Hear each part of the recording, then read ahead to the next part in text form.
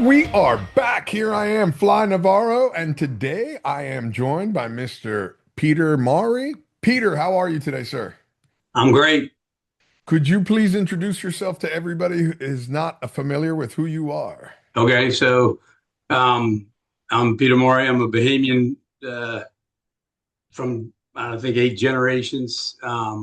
Lived in Nassau all my life. Went to school in abroad, and started working first at Hurricane Hole. Worked at Atlantis, and obviously built Bay Street Marina, and was a founder of the Bahamas Association of Bahamas Marinas, and we're basically a advocacy group to try to grow the industry, in the Bahamas because there's what I noticed over the years was there's very little um, locally that like when I got into it, I didn't know anything about the marina business, and then of course I've been in 35 years. I've learned so much, and it's such a expansive industry, not just from the boats, but even the supportive roles and all of those things. So I think we have 50 members, and there's probably just over 60 marinas in the Bahamas, all through. And for those of you that are familiar, I mean, obviously we're spread out over 100,000 square miles in every different island group. So that's why we need to get the boats here and spread it around. That's an understatement. You Yeah. definitely need the boats to go out there. Before we get into the topic of the day, you and I actually we previously met on a chat during COVID to try Yes. to help people get the information about how to get in and out of the Bahamas Right. easily and effectively. Also with I believe you guys at the time had a clearance app to make Yes. everything easy. And so you and and I didn't even realize it because Doug gave me your number. Yep. And when I plugged it in my phone, I'm like, oh, okay. No, no, I remember talking to him. I Yeah. remember Yeah. talking to him. But this topic we're going to start off with today has been a pretty hot button topic for not just the Bahamians, but it's also been a hot topic button for a lot of the people in Florida that like to spend time in the Bahamas, which is this new cruising permit. Yeah. Could So, for people that aren't familiar with the situation, could you go into a little depth of what happened and what's going on? okay. So, um, well, like you said, we met in COVID, and of course, we built up quite a big, database on contacts and information during that period because things were changing so fast. So, because of that, we obviously had our lists and contacts like you and a lot of captains that were coming to Bahamas, which, like I said earlier, I didn't realize it was going to become so essential. I thought after COVID, everything, we were getting boats in, we were, updating our clearance processes, everything went online and it got really easy. And then, of course, some changes were made. And I think we went in 23, we made a change in the entry process and the fees. And then 24, another one. And then 25, obviously, this last one. So it registered, it registered with a lot of management companies and brokers and captains and owners and everything else that this was, you know, something worth discussing because not only the fees gone up, but the process had gotten a little more complicated. So, hence our call today. So, I mean that's in a nutshell. We had the increases, but then we also had the anchorage fees, where fishing license was included before. The fishing license became separate. Then there's the attendance fees, which we've always had, over the years. Like I said, I've been doing this for 30 plus years. Um, and with the click to clear, we just thought it was going to get a lot easier. And that's our big, um, as an association of marinas, that's our biggest, complaint is how difficult it's become.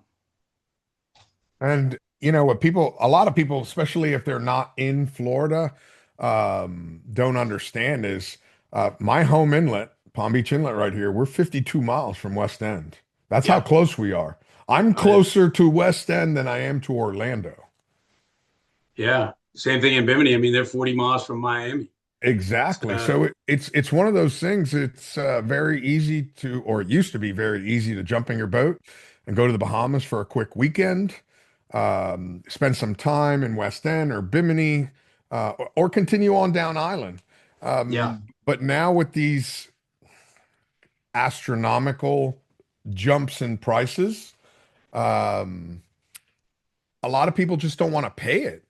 right. And Well, mostly, you can't get the 3 month, you used to be able to get the 3 months, like say over the summer and do, a couple of trips under the same fee. You just pay the attendance and it was exponentially easier. And that's really hurt West End and Bimini because people will go back, they're not going to go every weekend, but they might go, this weekend and then, Labor Day and then again on, July 4th or something, all within that time frame, and not pay more. The problem is with the new fees, you pay for the whole year, but then it times out in 30 days. So if you make a second trip, you know, less just like 6 weeks from now, then you have to start all over again and pay the full year, and that is kind of shocking to a lot of people. Um, we have the FDCC, but some people, based on what I've been hearing is based on the amount of times that we've changed, which is like every year. Um, a lot of people were they're a little skeptical of buying the year because they're like, or the 2 year because they're like, well, what if it changes next season? So and of course it's FDCC is the digital cruising permit, and it's not digital, so people aren't comfortable with that. If digital would mean very easy to clear in and off you go. yeah, no, it definitely, listen, when you're trying to make plans with your family, and it's one thing if you're going to a marina, the price of the marina went up, um, fuel, whatever, it's one thing, but it's just Yeah, before you even spend a dime on the island, the government wants the permit just to come in, and it's gone through the roof, and yeah, that's where people are complaining. And ironically, for anybody that again that's listening, that's been watching, you and I had this podcast set up before I canceled my event. right. That was the crazy part. Now Yeah, I had a feeling because I had been talking to the owner of the marina. I had an event scheduled for next week, and the numbers were way, way down. And yeah, we were talking about the marketing, what we can do, and I can see the traffic and everybody complaining online. And then, we got some tournaments here at home. We had the Derby, and people are talking, man, I want to fish your tournament, but I'm not going to pay that kind of money to go to the right. Bahamas. And, And and and you have a perfect spot for it. I mean, you're right there on the Gulf Stream. I mean, we all know there's big wahoo all down that edge, So and like you said, it's a short run. They had the one in Bimini last month, and they were able to pull it off, but they did see quite a considerable drop. drop in number of boats.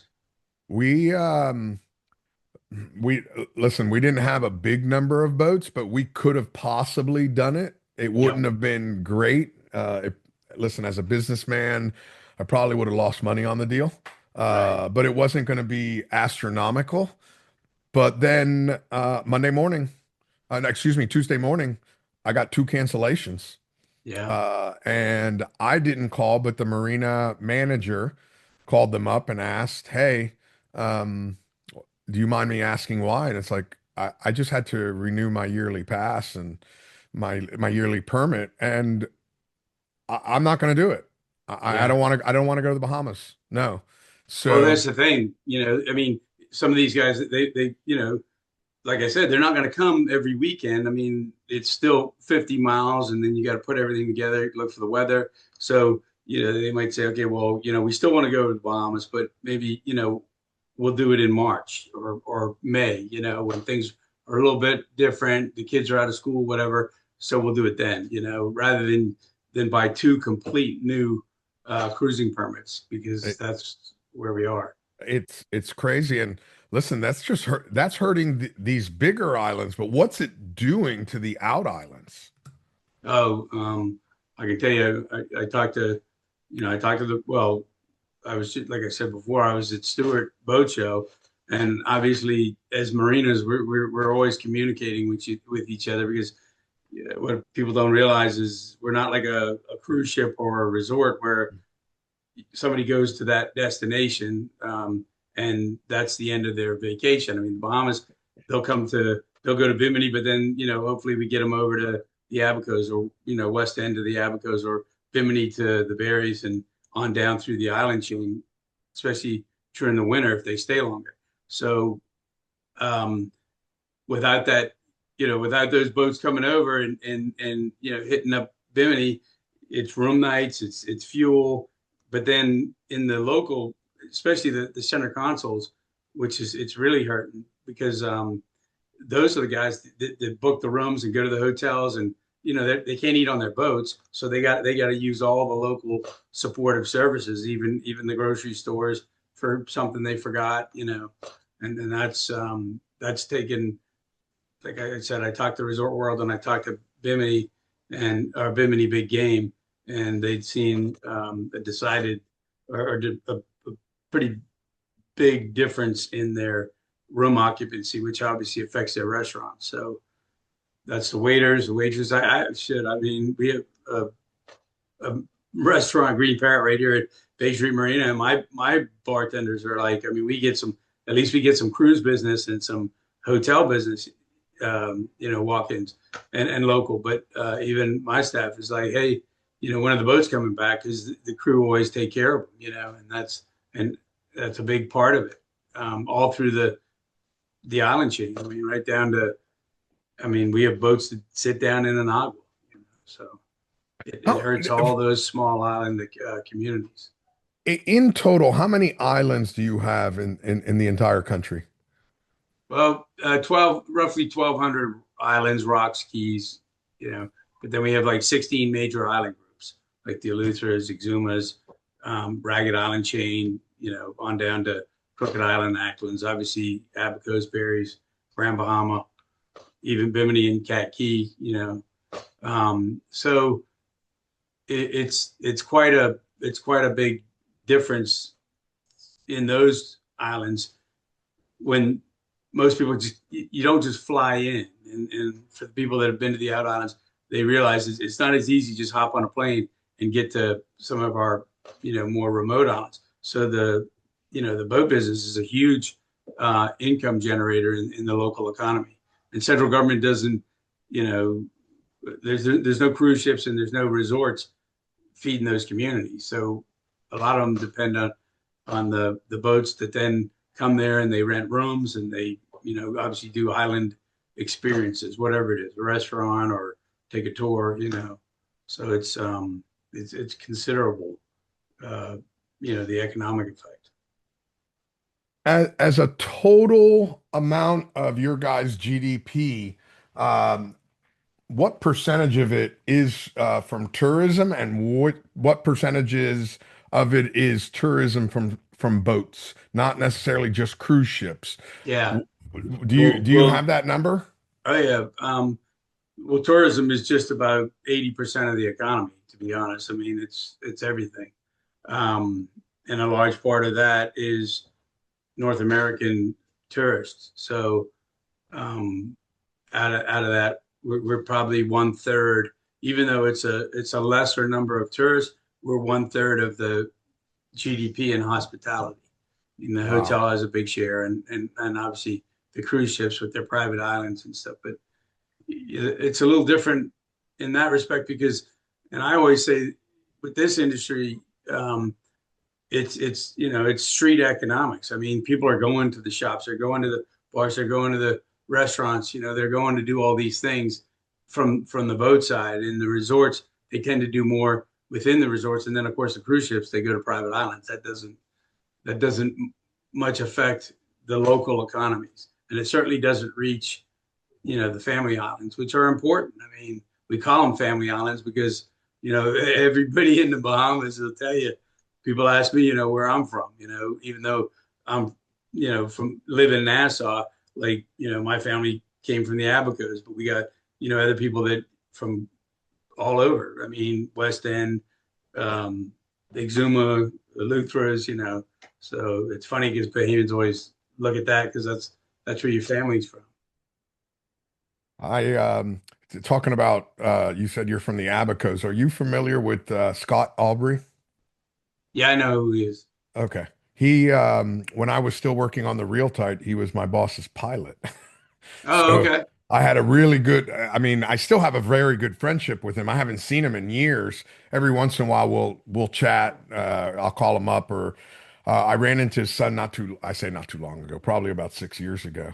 Yeah, So yeah, and you're right, it's everybody's family. yeah.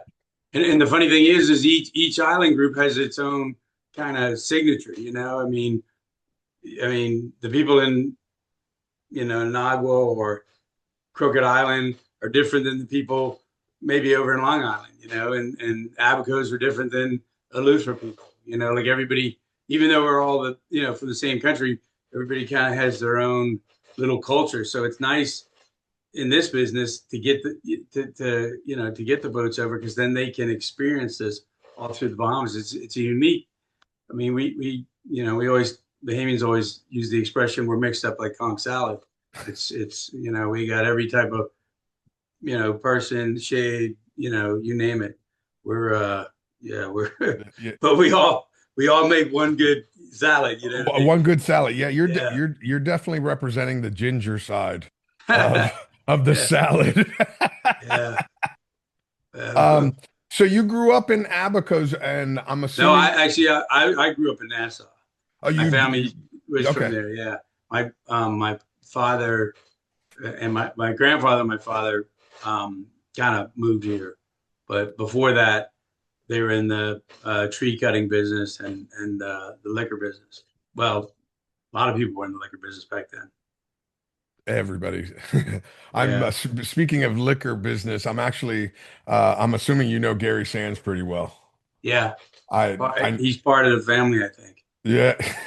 My That, that dad's that doesn't his, surprise me. yeah, yeah. His dad and my dad were cousins in some way, but I know Gary.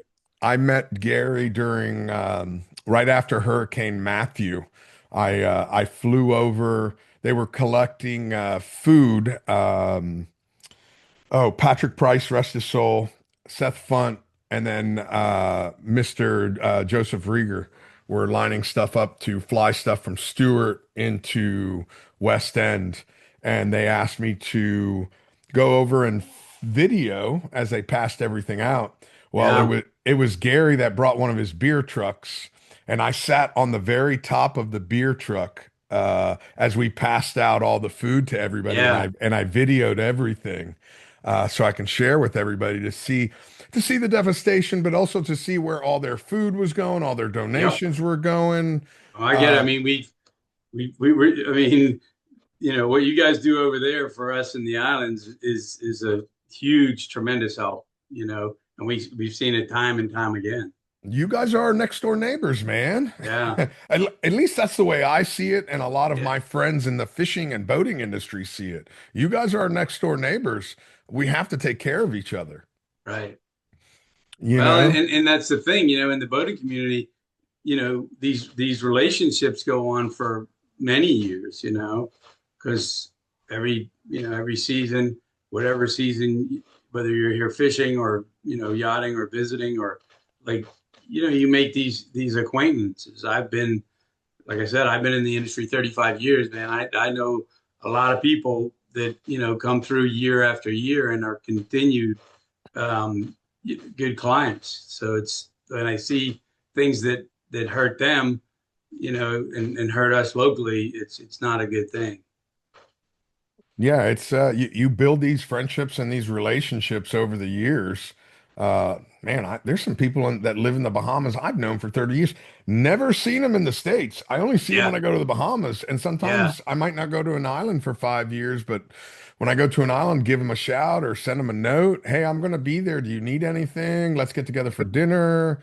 And it's like you never left, right. Yeah, which is what it's to be all about, especially, the that's boating community.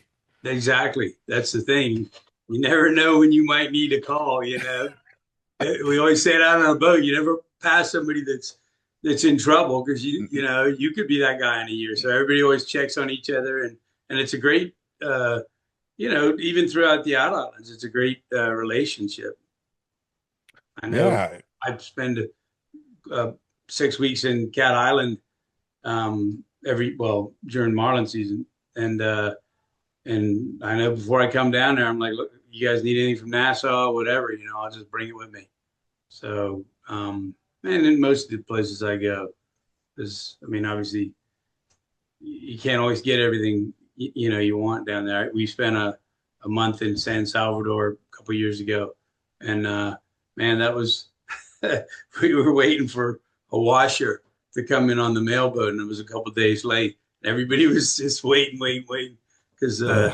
I think even Bahamians, Nassau people they forget what it's like. You're waiting for the groceries to come in, the vegetables and the everything else on this mailboat. And when it gets delayed, sometimes things get a little different.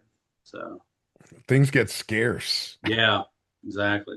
You go buying for 7 days, but if the mailboat doesn't show up until the ninth day, you start running out of things. Yeah, exactly. So you grew up in Nassau. Yeah. You mentioned that you left to go to school. Yeah, I went to boarding school in the Northeast in Western Pennsylvania, and then I went to University of Maryland. So graduated from there and You're a came Terp, home. University Right? of Maryland. Are you a Terp? Yeah, I'm a terrapin. Yeah, look at that. I never knew that. Yeah, Tell me, going from Nassau to northwestern Pennsylvania, how cold was that? that was brutal. It was like my, my son's at Penn State right now, and I looked at the weather and I texted him the other day. It was like 8 or something like that because he's up in the north western Pennsylvania, but up in that northern corner. And I know how cool it was when I was there. So I said, hey, you need anything like gloves and clothes and because it's freezing. I need firewood and a bottle of rum, Dad. Yeah, well, it's different. Yeah, now I would, I'd be in a cabin. Back then, we were like, skiing and outside all the time. Like when you're kids, it's totally different. So it was a blast. I remember the first time I saw snow. That was just bizarre. Pretty Oh my cool. God, that's hilarious. Now, what did you study while you were in Maryland? I ended up with a degree in economics. So the Bahamas had 270 offshore banks when I was in college, and more like private bank. They had, the financial industry was big. So I said, okay, well, because I worked for my dad in the summers, and my dad was 7 days a week. He was in the hospitality industry, and of course, everybody would be like Saturday and Sunday going to the beach, and my dad was like, hey, I need you to come help me out or whatever. So I said, you know what? When I go to college, I'm gonna I'm gonna get a job in a bank and have banking hours, like 9 to 5, bank holidays. Like I'm not doing these weekends and you had a restaurant and stuff. And of course, we see how that turned out. You know, I got a job in a bank here when I got out of college, and the first thing they had me doing was reconciling bank statements and putting using those card readers. And I was in the basement. I didn't even see the light of Oh, day. And I was like, 3 months later, I was like, Dad, I'm getting out of this business. I'm not going to do this anymore. So I went and then him and I was working with him and we had a falling out. So I said, you know what? I'm just going to do my own thing. And I went and got into the marina business. I saw an ad in the paper and I answered it. And I said, look, I've been on a boat all my life. I've been all around the Bahamas. This is a good thing for me to do. And I started Hurricane Oil and having no idea of like what this was really about. And then of course, as I got into it and I learned, the supportive roles in the industry, which a lot of people don't realize. I started telling everybody I could, I'm like, look, we need technicians and engineers and like all of these other things, because boats break down a lot. So, over the years, I've helped guys get get onto the boats as captains and crew, but even as technicians and engineers, those. I just talked to a kid the other day who was going away to school, and he goes, I think he was 19. He worked for me for a short while last summer, and he goes, "What do you think I should do?" I said, "I think you should get in the technical part of like the industry because there's such a demand for it. The motors have gotten more complicated. Like everything's more complicated, with computers and everything else."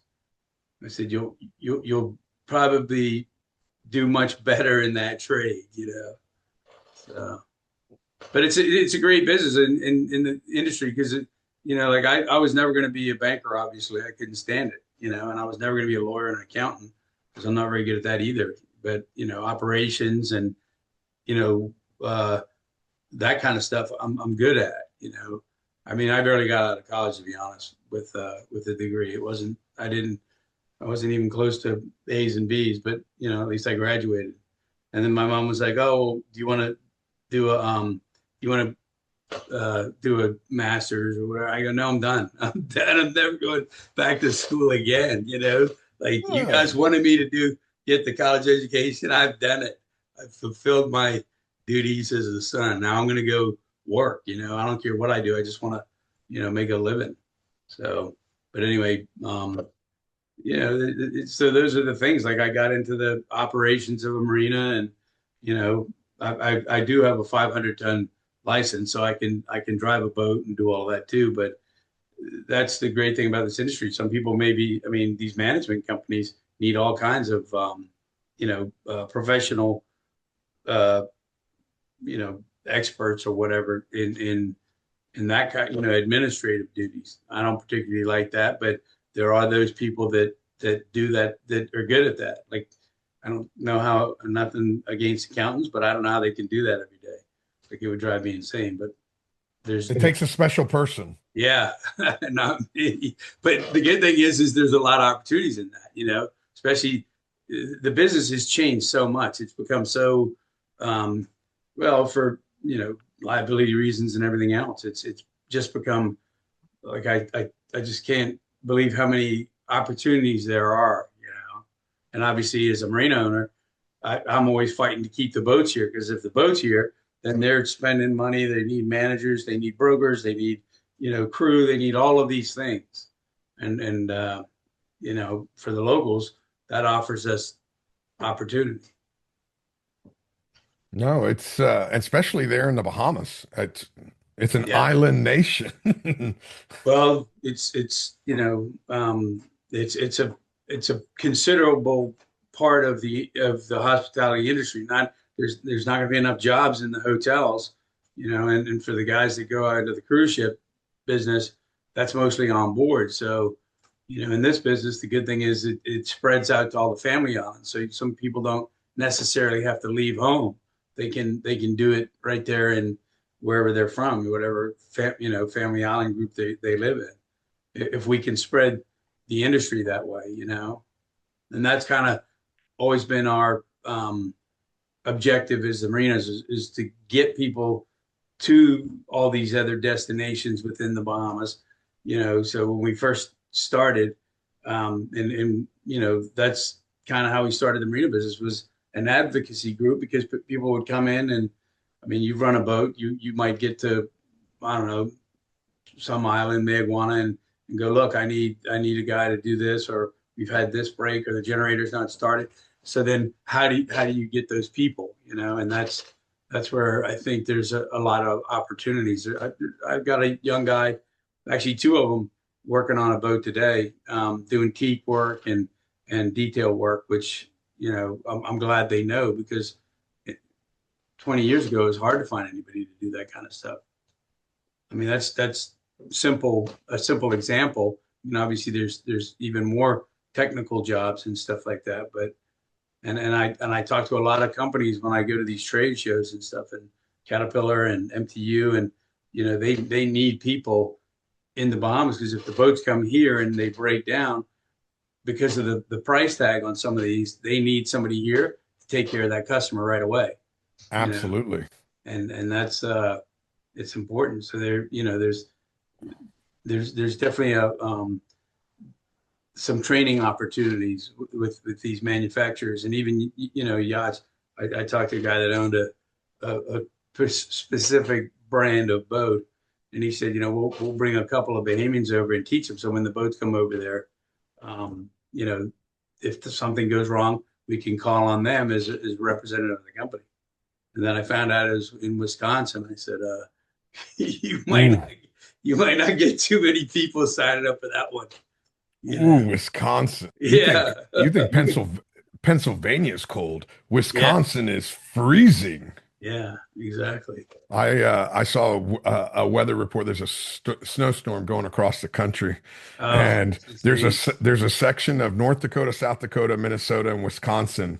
It was colored in purple, and it says risk of exploding trees due to temperature. I'm like, Wow, because of the ice. Yeah.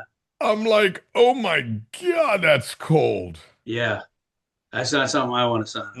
No, no, no, no, no. I'm a Florida boy, man. I'm a Yeah. Florida boy. So, at what point did you decide to create the advocacy group of the Bahamas Marine Association?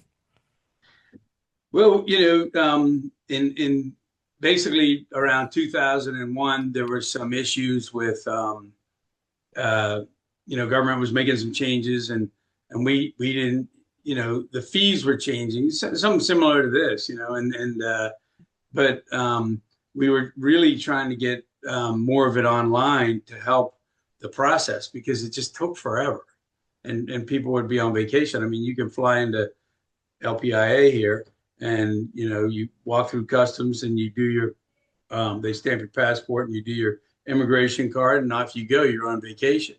We'd have to wait for customs, and we'd have to, well, you know what it's like, some of the Yeah. islands and stuff.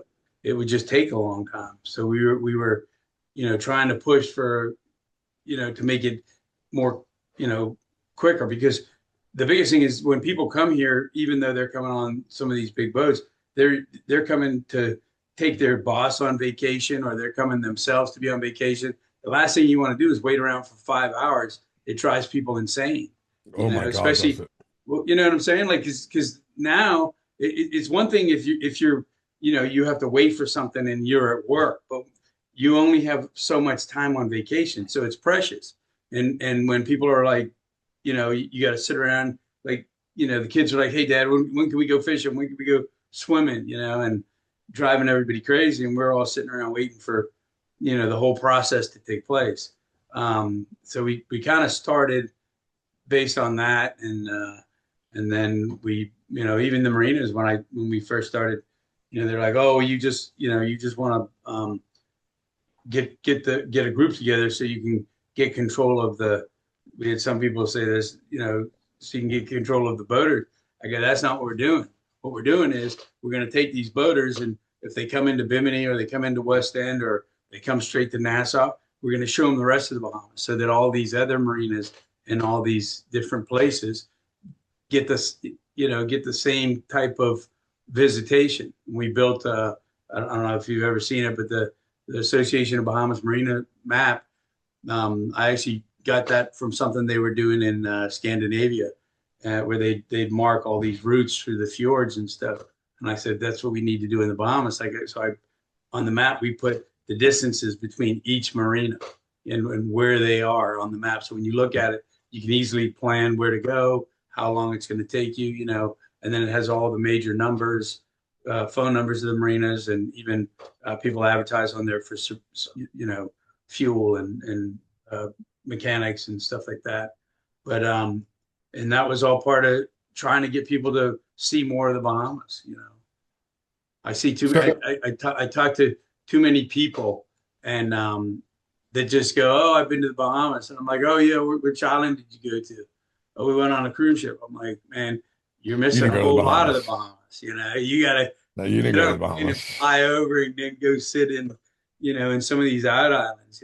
Like I like Cat Island, but everybody has their favorite place. They like Eleuthera, or they like this, but there's just so many different things to see. And like I said, every island group is kind of a little different culture. Even as a Nassau Bahamian, when I go into some of these islands, everybody's kind of like, "What are you doing here?"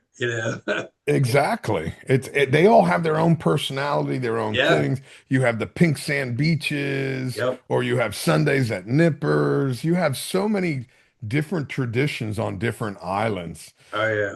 You know, And the that's what as the association we wanted to share.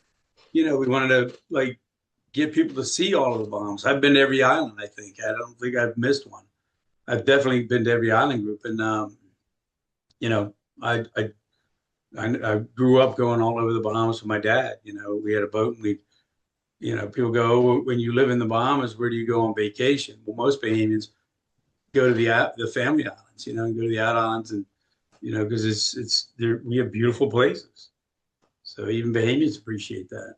So I think that, and obviously to try to build some of the supportive roles around it as marinas that we need to run this business. I mean, I tell people I sell electricity, water, and space. Besides that, I don't fix boats. I don't do anything on them. I don't, do the provisions. I don't manage them. I don't broker them. But there are people, those are obviously jobs. So, as the Association of Marinas, we have other allied members, and those are the people that that help all the marinas out. We pass all that information on to the boaters to try to make their, unfortunately, you're going to need things, but unfortunately, sometimes boats break down and stuff like that. So you also need that expertise. And we're able to provide all of that through our association. A lot of it you can just find on our webpage. It's not, there's no secret. We just put the information out there to help everybody. well, that makes it more convenient for people to be able to come and go, especially in today's world of information. Yeah. Now, it's crazy because nobody ever just goes and buys a car or a boat or goes somewhere without first going through 12 different web pages, Yeah. calling people, doing so many different things. Um, so information is key, and readily available information is key. Yeah. And that's part of what this the podcast is about, is to discuss these fees. We're advocating for the government to hear us on the fees, but also on the process. It's become very, again, it's slowed everybody down, and those are the biggest obstacles that we see. It drives people insane. Let me tell you. So that being said, um, once I announce the cancellation of my tournament, there's all kinds of little stories floating around, and I saw you answering most of them. Yeah, It's surprising how often I saw you jumping in there because the post has been shared like 80 times now. yeah, So I like to go through and see what everybody's saying. I'm curious, and some people are just nasty, um, because keyboard cavaliers do that. yeah, But there's also information that's not true. yeah. And people were talking about, oh, I heard they're going to rescind it next week. They're going to do this next week. And then you jumped on there very quickly to several people, and you're like, whoa, whoa, whoa, hold on a second. They're not even meeting until when is it that you said that they're not meeting There's a till? mid-year budget review in mid-February. So what happens at that mid-year budget review? What, just so the people that don't understand, because you guys have a different government than we Yeah, do here in the United States. So there's a different process. Do you mind explaining that to everybody so people understand how things work in the Bahamas? yeah. So the budget will come out in, well, pretty much May and June. They'll debate it in the House of Assembly, and try to introduce new legislation, policy changes, whatever. And we actually found out about the, because they're debating different things, not just us, whatever, liquor licenses and, VAT submissions and all kinds of things. So, which, some of us pay attention to that, some of us don't care. But when we found out about the change in fees and the process, it was a couple weeks before, and we'd already had two changes, and it caused considerable concern in the industry. Overall, we've seen a decline. So we were like, look, before we do this, let's sit down and discuss this. And unfortunately, we didn't really get a chance to sit down, and they put some stuff out that after policies made, but the implementation doesn't move at the speed of policy. So this digital car cruising permit, that's still not digital. And these are the things. These are some of the things that we recommended. We've recommended actually, over the past decade, and some of it got done and some of it didn't. The fee, change, we didn't recommend that, but the online process, we did try to. In COVID, we were able to get it online, and it worked, and then it was taken down because they were going to have something else or somebody else do it or whatever it was. And of course, that hasn't happened yet. So it's become a cumbersome project again, or procedure. And that's mainly, what we're trying to advocate for. So that'll, get easier. And that's why you see, typically after Fort Lauderdale Boat Show and even Monaco, September, Fort Lauderdale, end of October, so basically November, we saw a decline in occupancy throughout the industry for the Bahamas as a whole. And that's when we went to government and said, look, we're Thanksgiving wasn't such, that's the start of our year typically. A lot of boats, are moving down south to the Bahamas and the Caribbean. We saw a lot of boats moving toward the southern Caribbean and not the Bahamas, and that became concerning. And we didn't see as many boats, in our out islands for Thanksgiving. So then we know that there's a mid-year budget, which is in February, where they review it, and anything that needs to be changed can be changed. So of course we started advocating, hey, look, we need to change this because our Christmas is going to be a disaster. And as it turned out, it wasn't so great. We lost a lot of the boats that go to Bimini, West End, even Abaco. Those trips were canceled. Our charter show that we do at the end of January, which is kind of kicks into the spring season, March, for yacht charters and stuff like that. We had a lot of people drop out because of the fees and the filing and all kinds of other things. It's just too complicated. And so, we canceled that as the Marina Association, because we actually put that on. Wow. But, it's just like a tournament. Like, we have to pay for the slips, even though some of the boats are in my Marina and some of them are at Atlantis and some are at Hurricane Hole. We still have to guarantee a certain amount of slips. We have to guarantee the hotel so many rooms to hold a block at a discounted rate.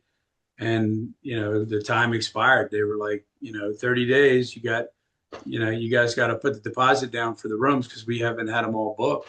So we said, look, as part of their policy, we just said we can't do it. So we just canceled the show. And wow.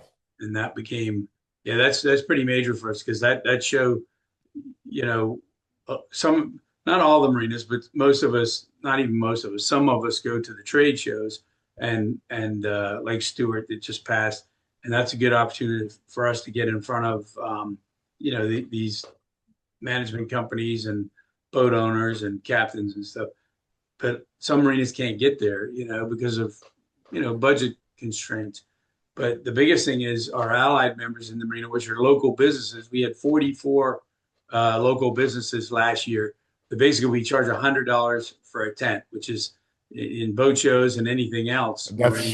barely anything. Yeah, exactly. The $100 was what it cost to set up the tent, and the Marine Association covers the rest. But the idea is, we want these businesses there, these local businesses. They come from the out islands or wherever to introduce themselves to the captains and the management companies, so that when they do go around the Bahamas, they and they know who to call and stuff like that. But that's their opportunity. So unfortunately, canceling that show, a lot of those guys that don't get to go to the boat shows and stuff like that, it was a major blow to them, because they want the business, and this is how this industry runs. I went to the USSA presentation for at the Florida Fort Lauderdale Boat Show, and they said a typical 40-meter boat, runs or operates on 41 people, that doing Wow. different things. There's 10 crew, but then there's 31 people behind, backing that up with all kinds of different jobs, from interior to exterior to, administrative jobs, management, lawyers, companies. And so this is something that we've seen over the years and we're trying to develop here. But taking the inventory away means all those opportunities are lost. They go away. Yeah. And we fought hard to get the Bahamas flag going.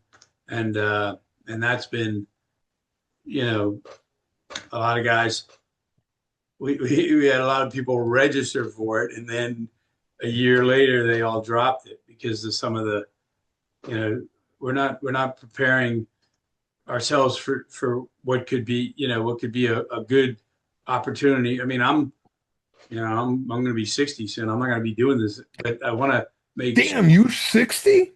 Well, I'm 57, so Yeah, but still, you look my fucking mom gets mad when I say I'm 60. Yeah, no, But, no, no, but still, you look fucking fantastic, man. I've been in this business a long time, man. And but I'm not going to do this much longer. So I want the young guys to come in and like I started at 21. I mean, and I was like, this is awesome. I mean, what a great job, to be around boats, and the people come back every year, and you get, you become friends, and like you said, and that you go to family islands, and there's all these relationships.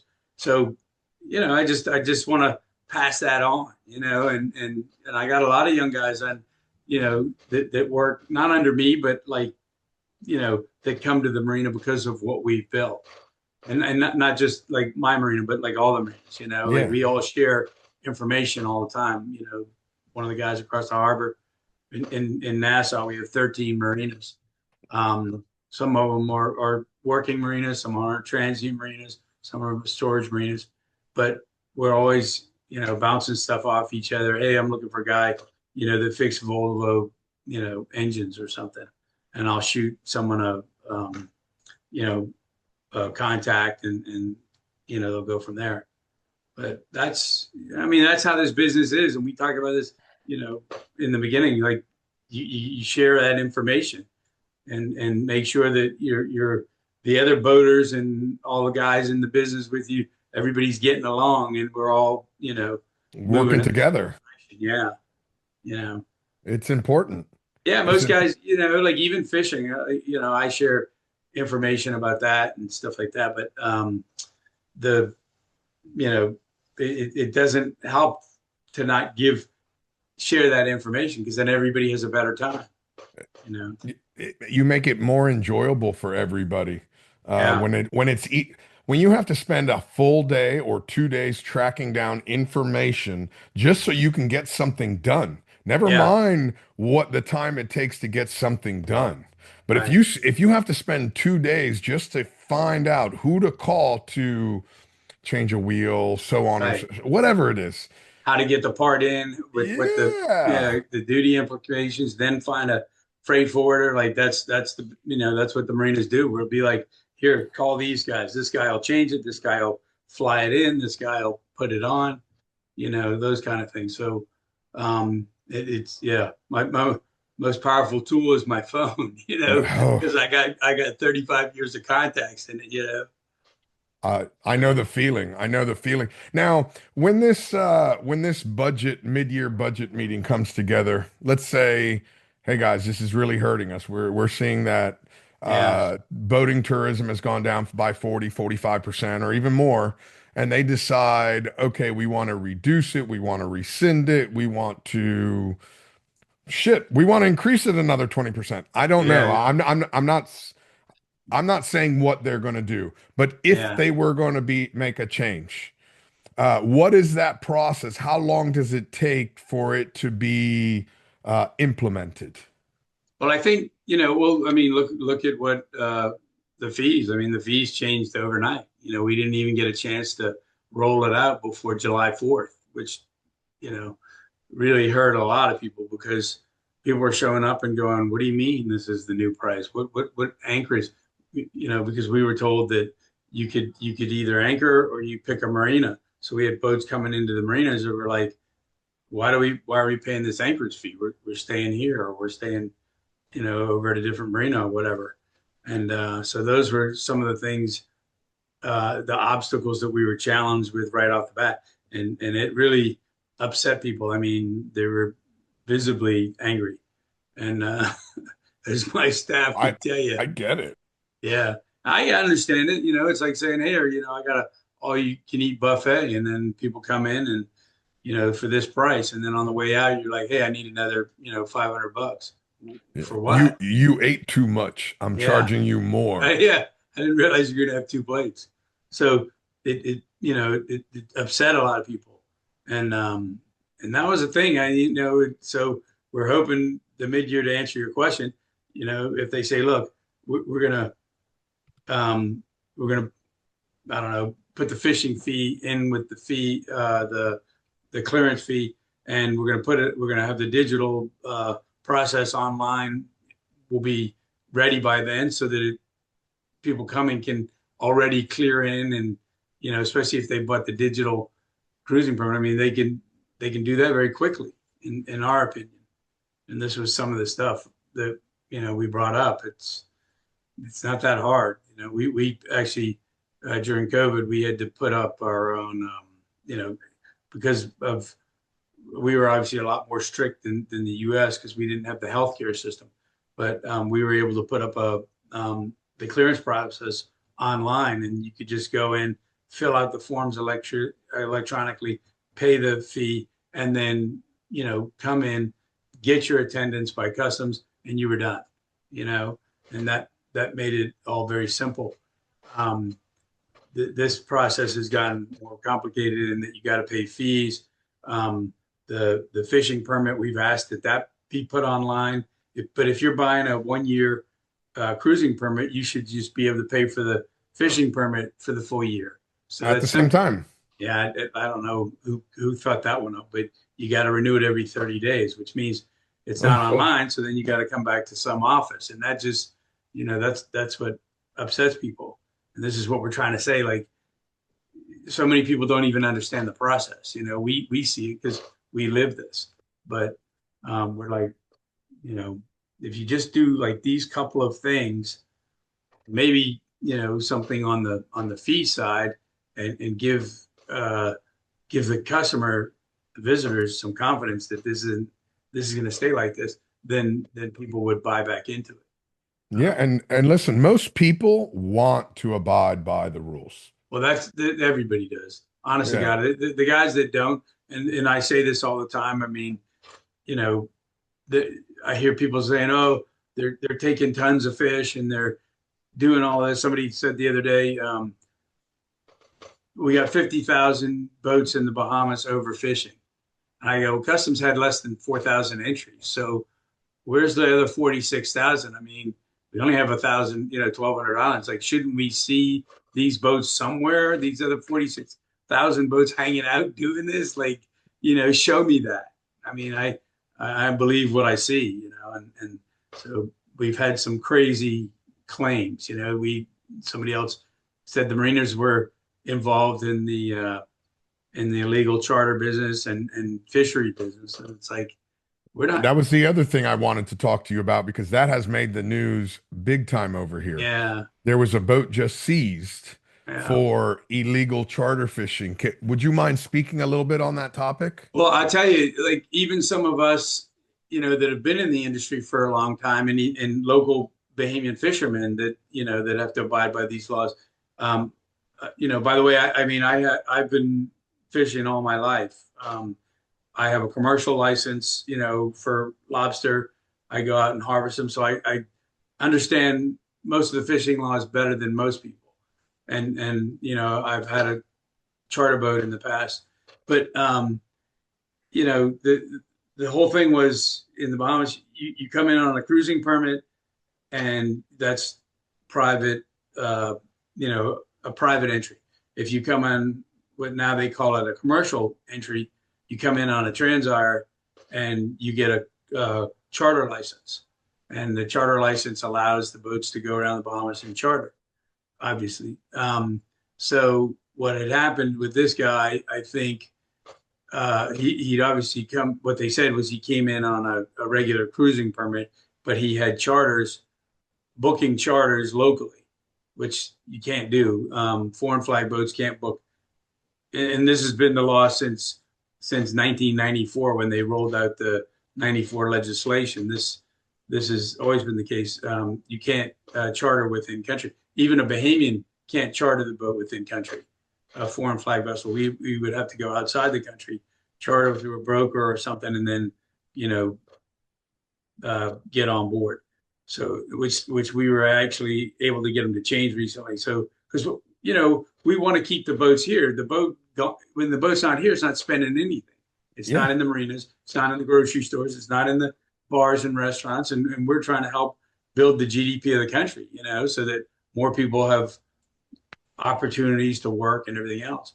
So nobody wants to live in a town where everybody's broke but one guy. That makes no sense, And that's kind of what we see in this industry. We want to see everybody do well and all help each other and live happily.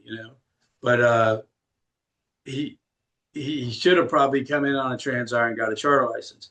So the fact that he didn't then puts him in violation of the Customs Act, which, selling the charters locally can't do that. So that's to me, that's the biggest problem. I don't know about the vape. Honestly, I don't know anything about the marijuana laws.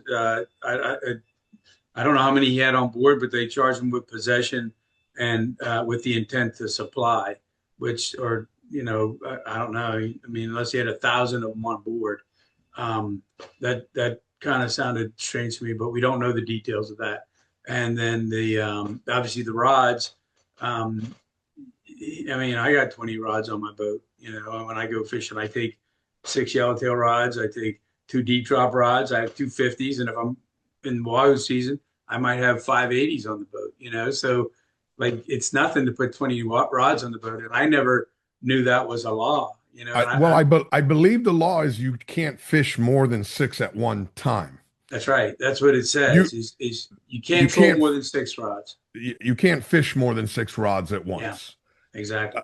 But I didn't know there was a law that says you couldn't have more rods on the boat.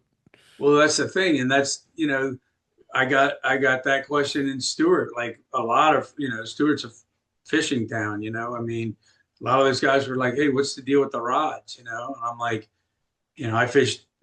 We dredge fish down in Cat Island. I'm like, we're running 2 dredges, teasers, and then fishing 4 rods. With hooks on them. So it's like if you looked at us, you'd see 8 rods, but they don't even have hooks on them. So that's the law, though. You can't troll more than 6. So um, I actually looked in the law. I looked everywhere I could find in the Fisheries Act. I looked in Customs Act, and I couldn't find. I saw where you can't bring a spear gun or an arbalete in, but that's different. So I don't know. I couldn't answer the question, to be honest. I told a lot of guys. I said I'm waiting to see where that rule is, because as you know, if you're coming over the Bahamas, certainly if you're going to be here, for a couple of weeks, you're going to want to bring a couple of rods, Yeah. spinning rods. Yeah, different kind of things you want to do. One day you want to go yellowtail fishing, one day you want to go deep dropping, Yeah, maybe marlin fishing, wahoo exactly. fishing. So you want a lot of different opportunities. Yep. And that, that was the issue there. I actually saw the video where he was trolling, and I counted. I was like, I don't see more than six rods in the gunnels, so I don't know what they're talking about. 20, I mean, the fact that he had, and I looked at the picture. Some of the rods were broken down, like the 80s were off the butts, and then you know, I'm like, he's not even got them together. Like, how is he fishing these?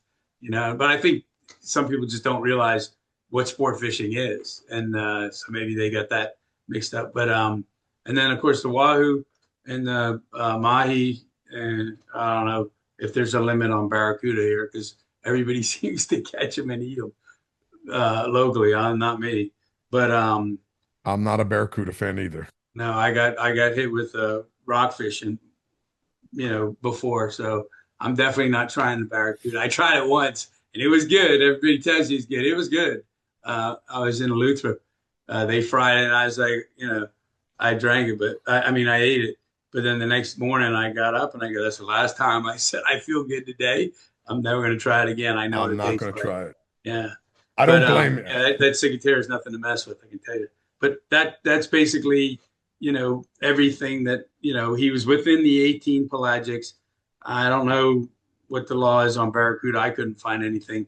I mean, I guess you could consider it a demersal fish, but the demersal is, which is a scale fish for those of your watchers that don't know what it is, like grouper and other yellowtail.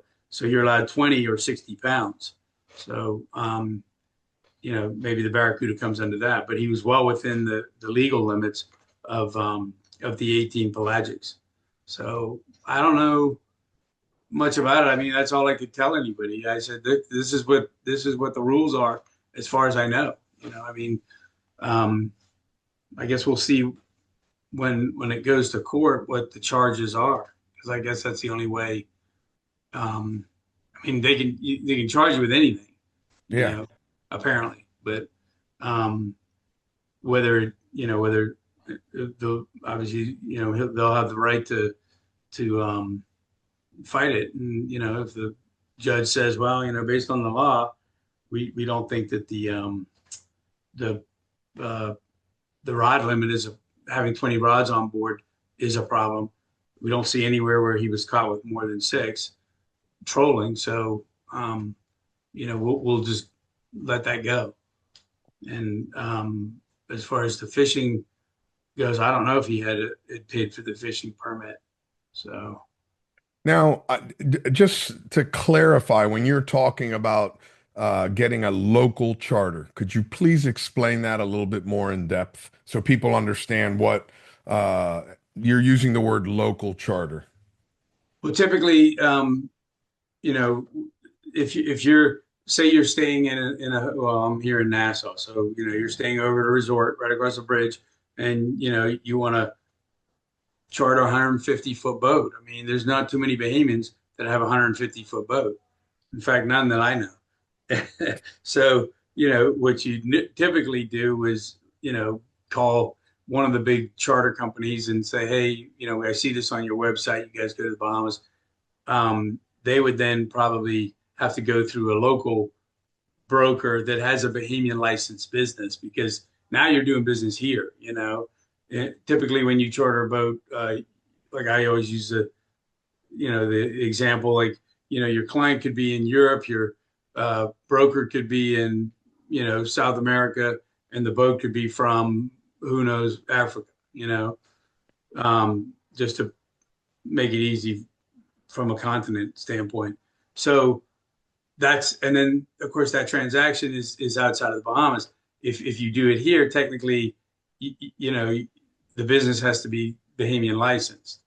So you would, if you just walked up and said, "Hey, Peter, I want to charter a boat," I don't do that, but I could say, this guy here has a Bahamian business. Go talk to him, and then he'll do the transaction.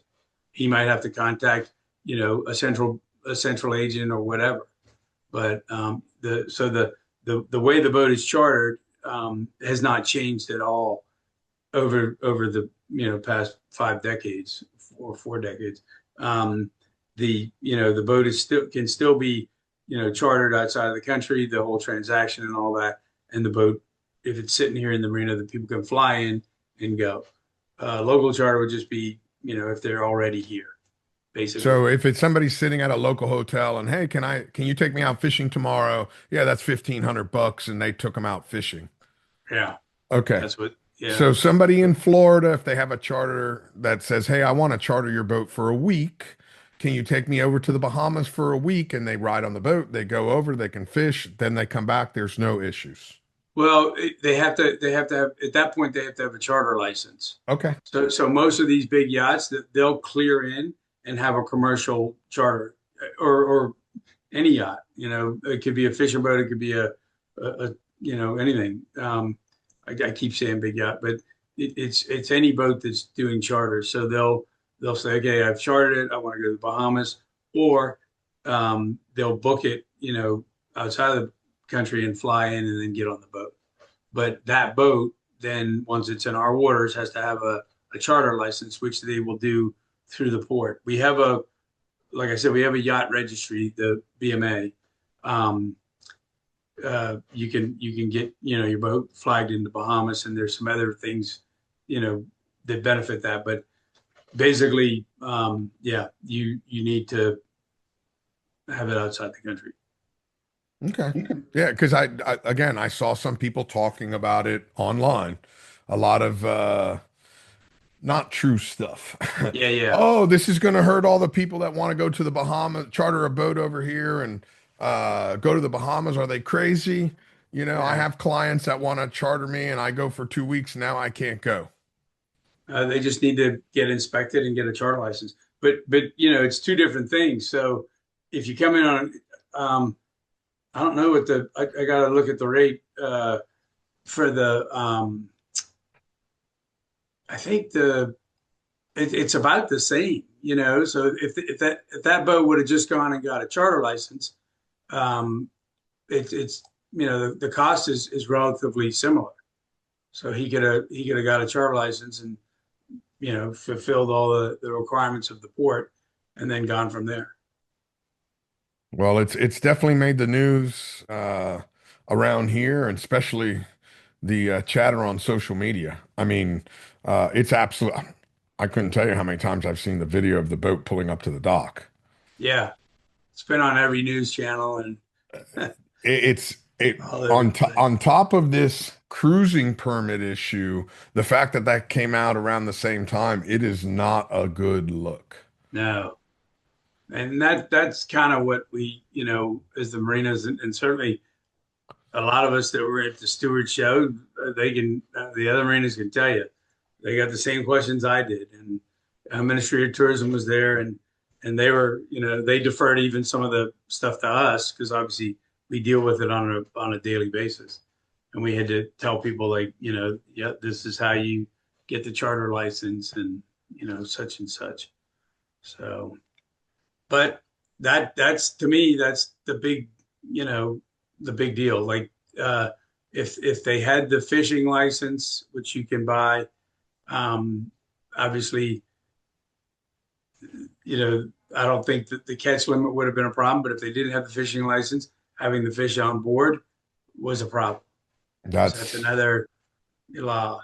But again, this is why we argue with the, you know, to or advocate to have the license so that it matches the term of the charter or the term of the cruising permit, so it can just be paid. it's There's a, make it just another check on the website where, yeah, and then you just add put it it to on your the, checkout. yeah, like, when on the click to clear, you were supposed to have the digital permit on there.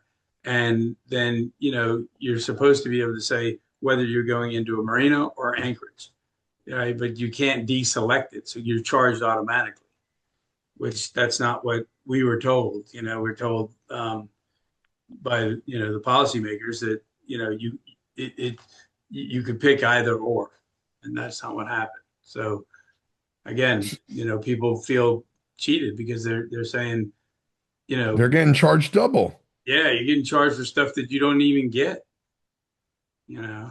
I can see where people are getting upset. Yeah. I would be upset if I, like you said, I you go to well, a restaurant and somebody charges you for two dinners, you only ate one.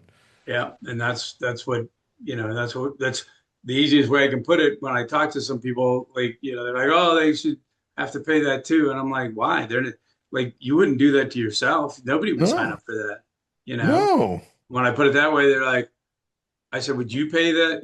Would you feel good about paying that? And of course, they're like, no, I would, you know, I wouldn't pay it. Well, that's kind of how they feel. They're the same people. Exactly. I And they're wouldn't want to pay. visitors. So they're bringing money to the country and spending it, in our communities. But so many people are, you know, they're talking about the fishing and just like crazy stuff. And I'm like, you realize, like, you know, we have a lot of boats that come here and they don't even fish. I mean, the fishing boats are probably a small minority. I'd be surprised if it's more than 30%. Wow, Most of you think it's that low? Oh yeah, like, Okay. I mean, you look at my marina. I probably, I got a lot of like, um, you know, Sunseeker type, sedan type yachts, sailboats, all of that. Trawlers. Those guys don't go fishing. So I got a couple of sport fishes in here, but it's not the majority of my slips. And if you look at Atlantis is right across from me. That's a busy transient marina. I can guarantee you, Obi over there would say the same thing. I mean, the sport fishes are definitely part of the inventory, but not a big part of it. Yeah. But No, you you got and a I valid think of point. it because we're in it and we know the guys that fish. So that's like kind of our world. But when you look at like all the other people, they're like, hey, where can I get fresh fish? Or where can I get a conch salad? They're not going to go diving. They can't even break the conch out of the shell. I had some guy Mm. tell me, he pointed at one of my favorite YouTube or videographers or whatever you want to call them for fishing is Nick Stanzik and his trips to the Bahamas, because I think he shows the potential of what's here, right? And this guy called me up and he goes, look at him, he's catching all the fish. I go, he's actually within the limits. Like, look what he has. He's not, he got like two lobster. You can get 10, you know. So what's the big deal? It's our law, you know. But they were mad that he got a lobster. I'm like, are you mad because you think he's, two lobsters is going to wipe us out, or are you mad because he got it and you didn't? Like, what are you mad about? That's Bingo. exactly. Bingo. So it's like, oh, they're taking all our fish. I saw another guy, they're taking tons of fish. They're in the boat and da da da. And I'm like, where are they in the boat? Well, they're in the head and freezers in the hull. I'm like, Come come on, on. dude.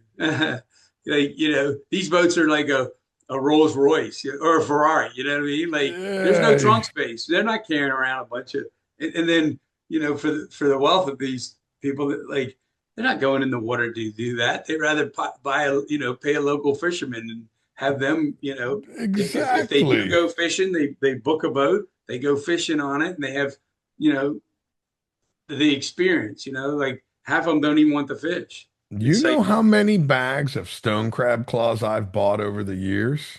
yeah, I've exactly. never, now I've caught lobster in the Bahamas, but stone crabs? I've Yeah, never caught a stone crab. yeah, Why?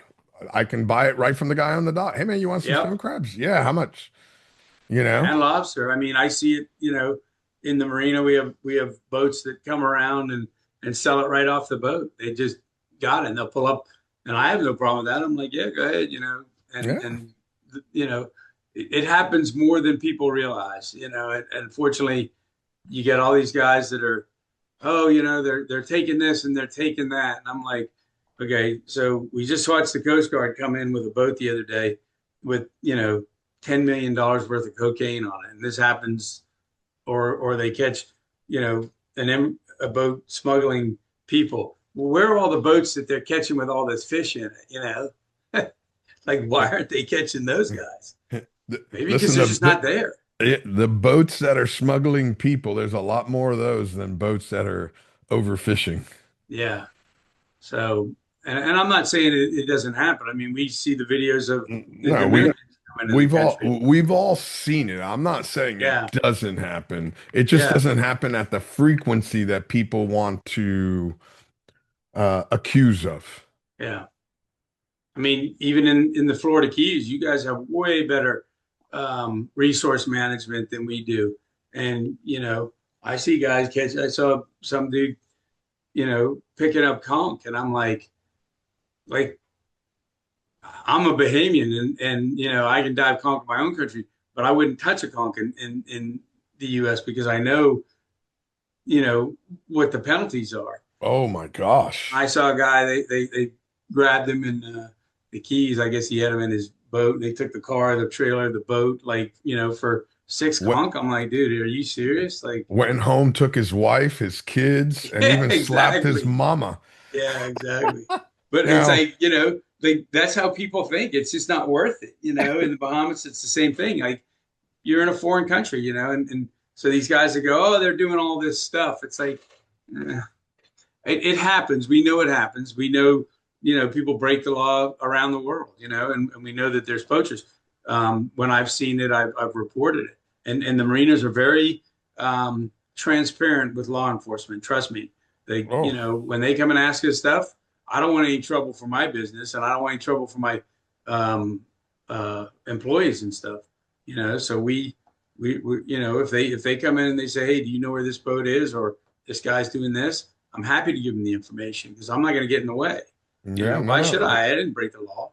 But They're doing their job and somebody broke the law. There they that's are right. right over there.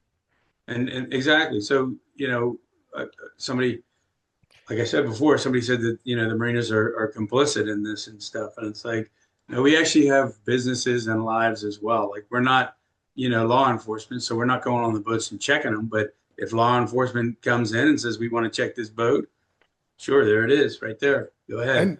And going back to what we were talking about earlier, where we've created these relationships with people on the island. I host 3 events in the Berry Islands. And my favorite thing at every event, I go right to the conch guy and I have him make me enough salad for 3 days. Yeah. N- Number one, it's to eat the conch, but mainly I want to go see him. I see Yep. him every year. Yep. I want to give him the money. Hey man, how's your family doing? Right. How's fishing been? You want to hang out with all the other guys that are there and tell stories and make fun of people. That's what we Yeah. do. And that's what most of the people that go to the Bahamas want to do. They want to hang out with their friends and talk and That's right. It's like the boating business is such a social business. It's like, you come into a new marina, you look around who's there, and you're like, hey, I know there's Rob. I'll go say hi, and there's so and so. I'll go, what's happening with you guys? Like, everybody shares information, catches up. It's not, another thing I got from the USSA. I like watching what they do because they do some good stuff for the boating community, like, obviously within America, but we could learn from that. But one of the things they had a slideshow, and they're like, um, most boats like don't even like spend 80% of their time at the dock. You know what I mean? Because wow. everybody's, yeah, like, I didn't even realize that. You know, like, most of the time they're transit, and then they're tied up, and everybody's like, let's go to the bar, let's have a barbecue, like, they're not out Yeah. there killing fish all day long. The guys that are doing that, well, you know what? That's you can't lump the majority of boats under that. It doesn't even make sense. And for those of us that are in the industry, that have spent years in the industry, to us it just sounds, you know, cockamamie. We're just like, what are they talking about? Yeah. It's 50,000 boats? It's like, where did they even come up with this crap? where are they going to put them all? Exactly. Like, at that point, we'd see them. I mean, Listen, you at know, 50,000 boats, you're getting invaded, man. exactly, exactly. So it's You know, like, I'm like, and they'll say this stuff on the media, and I'm like, and of course, we all joke about it and laugh. Like, did you hear this clown? And we'll play the clip, among the marina operators and stuff like that. Like, they don't understand in this community how foolish they sound, and they have no basis for it. Not one of them could say, well, other than this last boat, but not one of them could say, well, this was the boat that was doing it. and this is when we caught them, and here's the picture of them doing it. Like, it's just they just say stuff, and it's like, okay, well, can't really believe that because we haven't seen that. Well, until Google came around, there was a lot of things that used to be said and nobody could argue. Prove me Yeah, wrong. Hold on a yeah, second. Let me get my phone. yeah, I yeah, will prove yeah, you. exactly. I was talking to somebody the other day. I says Google has messed up a lot of bar Oh arguments. yeah, Oh for my, sure. oh Yeah, my gosh. I remember fighting for hours about something that there was no way you could ever prove. And now, hold on a second. Let me check Google. yeah, yep. So it's crazy. It really is how people love throwing accusations around just so they can justify something that they're trying to say. I used to tease my nieces all the time. Like we'd get in a back and forth, and when they were younger, and I'd say, "Oh no, I'm pretending like I looked it up on the phone." It says it right here. Like Google says this, and they're like, "Really?" You know. Now they have their own phones. They're like, "Uncle Peter, you're so full of it." They just didn't say that. They'll Oh check my, everything. And you I, have but to. I did it to tease them, a lot. But you just, so it's preposterous to say some of the things that they say. Anyway, That's absolutely crazy. Now, if people want to uh call up, complain, register something, what's and not that I'm asking for anybody to call up your local government in the Bahamas and complain about this, but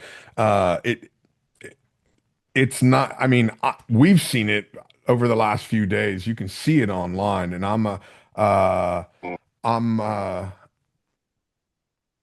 just want people to have the opportunity to, if they want to say something, who do they say it to? Do they say it to uh, their local representative here? Do they call the government? What's the best thing for them to do?